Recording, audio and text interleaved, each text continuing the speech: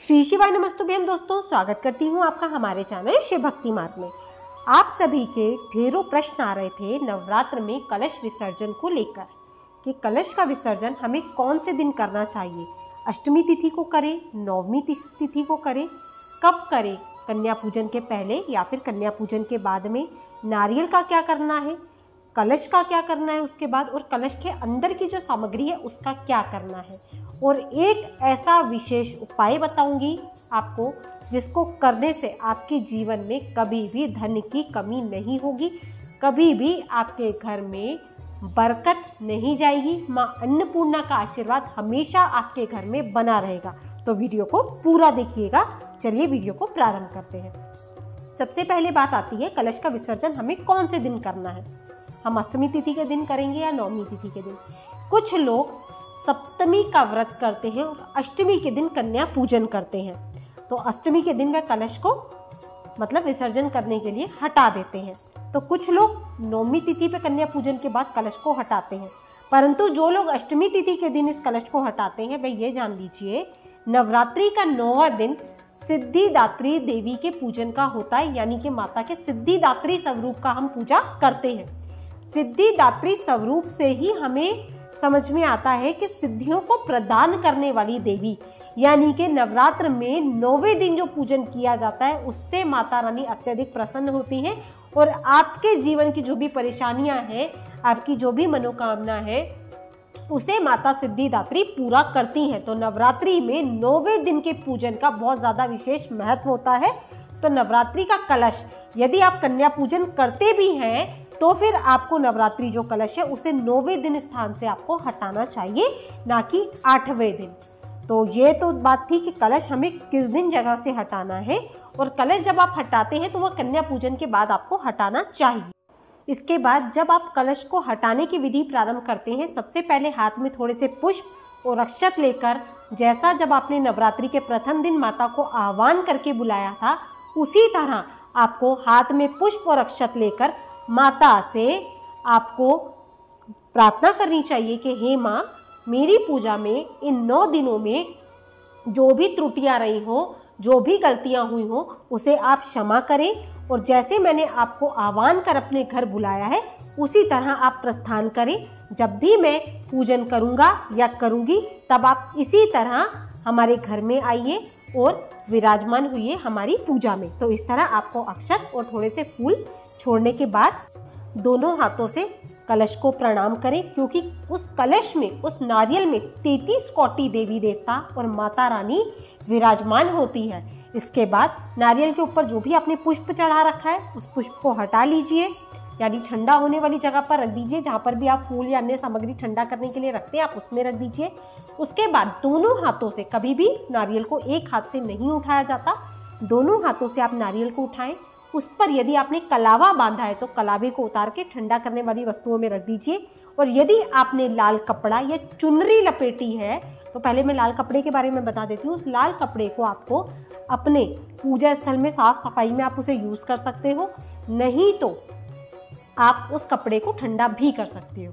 इसके बाद जो आपने लाल चुनरी रखी है माता की, क्योंकि नारियल को माँ का स्वरूप माना जाता है और लाल चुनरी उस पर लिपटी हुई 9 दिन बहुत शुभकारी होती है, तो सुहागन स्त्री या तो अपने सुहाग के सामान में से रख सकती हैं या फिर आप इस चुनरी को तिजोरी में रख सकते हैं। तिजोरी में नहीं रखना चाहते तो आप नवरात्रि में जब आप पूजन करते हैं कन्या पूजन, उसके बाद आप इसे किसी कन्या को भेंट भी कर सकते हैं। आप जो चाहे इस चुनरी का कर सकते हैं, परंतु चुनरी का ध्यान रखिएगा, ये चुनरी 9 दिनों में बहुत ज़्यादा पवित्र और शुद्ध मानी जाती है। चुनरी का अपमान नहीं होना चाहिए, तो उस चुनरी को या तो आप अपनी तिजोरी में संभाल के रख सकते हैं। इसके बाद कुछ लोग नवरात्र के 8वें दिन जब कन्या पूजन करते हैं या 9वें दिन कन्या पूजन करते हैं, इस नारियल को तोड़ के प्रसाद स्वरूप बांट देते हैं। परंतु आप मुझे एक चीज़ बताइए, क्योंकि जो हमने श्रीफल रखा है, श्री मतलब माँ लक्ष्मी का स्वरूप माना जाता है, और इसी कलश के अंदर आपने 33 कोटि देवी देवता और माता के 9 स्वरूपों को विराजमान किया है, तो आप मुझे ये बताइए कि यदि इस नारियल को तोड़ दिया जाता है जिसके अंदर देवी देवता विराजमान है तो कितना घोर पाप होता है, ये कितना आपको दोष लगता है। तो कुछ लोग इस नारियल को तोड़ के कन्याओं को बांट देते हैं, परंतु आपको ऐसा नहीं करना चाहिए जो कि शास्त्र कहते हैं। आपको इस नारियल को संभाल कर लाल वस्त्र में लपेटकर या तो आप अपने पूजन स्थल में रख सकते हैं या फिर व्यापार वृद्धि के लिए, क्योंकि नारियल को लक्ष्मी स्वरूप में माना जाता है, आप अपनी तिजोरी में रख सकते हैं। और यदि तिजोरी में आपके ऑलरेडी रखा हुआ है नारियल, आप नहीं रखना चाहते हैं तो फिर आप इसका मंदिर में रखकर पूजन कर सकते हैं। और मंदिर में भी नहीं रखना चाहते हैं तो आपको हाथ जोड़कर इसको नदी में प्रवाहित करना चाहिए, ना कि इस नारियल को आपको तोड़ना चाहिए। तो आप जो चाहें, यदि व्यापार के स्थल पे रखना चाहे तो आप वहाँ रखें, नहीं तो इस नारियल को आपको ठंडा करना चाहिए। इसके बाद कुछ लोग डायरेक्ट नारियल को रखते हैं और कुछ लोग पूर्ण पात्र के ऊपर रखते हैं। तो पूर्ण पात्र की अक्षत का क्या करना है, जैसा मैंने आपको वीडियो में पहले ही बताया था, मैं 2 उपाय आपको बताऊंगी। तो पूर्ण पात्र के पात्र को आप उठाकर पहले अलग रख दीजिए। इसके बाद कलश को कभी भी डायरेक्ट ऊपर से नहीं उठाना चाहिए, क्योंकि कलश के ऊपरी भाग में भगवान विष्णु, मध्य भाग में शिव जी और निचले भाग में श्री ब्रह्मा का वास होता है। तीनों देवताओं का, तीनों भगवानों का वास कलश के अंदर माना जाता है। 33 कोटि देवी देवताओं का वास माना जाता है। तो दोनों हाथों से निचले भाग से आपको कलश को उठाना चाहिए, ना कि ऊपरी भाग से। इसके बाद कलश में जो आपने आम के पत्ते लगाए हैं, पंचपल्लव लगाए हैं, उन्हें इकट्ठा करके जो लोटे में जो जल है, उस जल को घर के प्रत्येक सदस्य पे छिड़कर घर के पूरे आपको चारों कोनों में छिड़कना चाहिए, पूरे घर में छिड़कना चाहिए।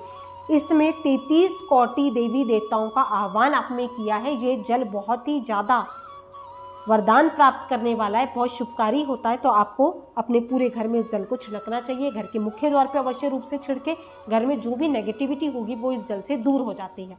अब जो जल कलश में बचा है, दोनों हाथों से जिस तरह हम सूर्य को अर्घ देते हैं, उसी तरह आप किसी भी गमले में इस जल को डाल सकते हैं। उसके बाद जल के अंदर जो भी सामग्री बची है, अक्षत, हल्दी की गांठ या जो भी आपने अन्य चीज़ें डाली है, उन्हें आप ठंडा कर देंगे। और जो भी आपने लोटे के अंदर सिक्का डाला है, कुछ लोग कमलगट्टा डालते हैं, कुछ लोग गोमती चक्र डालते हैं, इन चीज़ों को आप निकाल लेंगे। उन चीज़ों को पानी से स्वच्छ करने के बाद, गंगा जल से स्वच्छ करने के बाद आप लाल कपड़े में बांधकर अपनी तिजोरी में रख सकते हैं। परंतु इन्हें रखने से पहले एक चीज़ का विशेष ध्यान दीजिएगा। अब बारी आती है जो हमने लोटे के नीचे, पात्र के नीचे जो अक्षत रखे थे, उनका हमें क्या करना है। पूर्ण पात्र में और कलश के नीचे जो आपने अक्षत रखे हैं, एक चुटकी अक्षत लेकर उस सिक्के, कमलगट्टे और गोमती चक्र यदि आपने डाले हैं, यदि सिक्का तो देखिए सब डालते हैं, उस सिक्के के साथ एक चुटकी अक्षत उठाएं वहाँ से और उसके साथ लाल कपड़े में बांधकर आप रखें।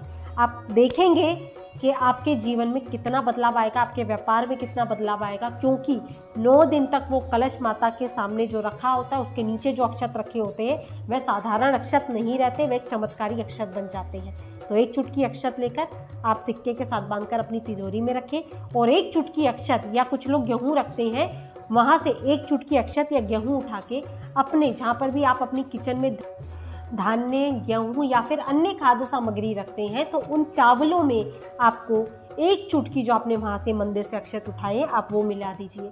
आप खुद देखेंगे माता अन्नपूर्णा की कृपा, क्योंकि माँ पार्वती अन्नपूर्णा माता का ही स्वरूप है। अन्नपूर्णा माता सदैव आपके ऊपर कृपा बनाए रखेंगी, क्योंकि ये माता रानी के सभी स्वरूप एक समान माने जाते हैं, एक ही स्वरूप माने जाते हैं। तो माँ अन्नपूर्णा की कृपा आपके ऊपर सदैव बनी रहेगी, कभी भी आपके घर में अन्न धन की कमी नहीं होगी। तो इस तरह आपको 2 चुटकी चावल उन अक्षत में से लेना है और उनका इस तरह आपको उपाय करना है। इसके बाद कलश, यदि मिट्टी का कलश है तो आप उसे किसी भी तरह अन्य यूज़ में आप ले सकते हैं उसे, परंतु उसे दोबारा से पूजा में यूज़ नहीं किया जाता। और यदि तांबे या किसी अन्य पात्र का आपने रखा है कलश, तो फिर आप उसे धोकर वापस से रख दीजिए।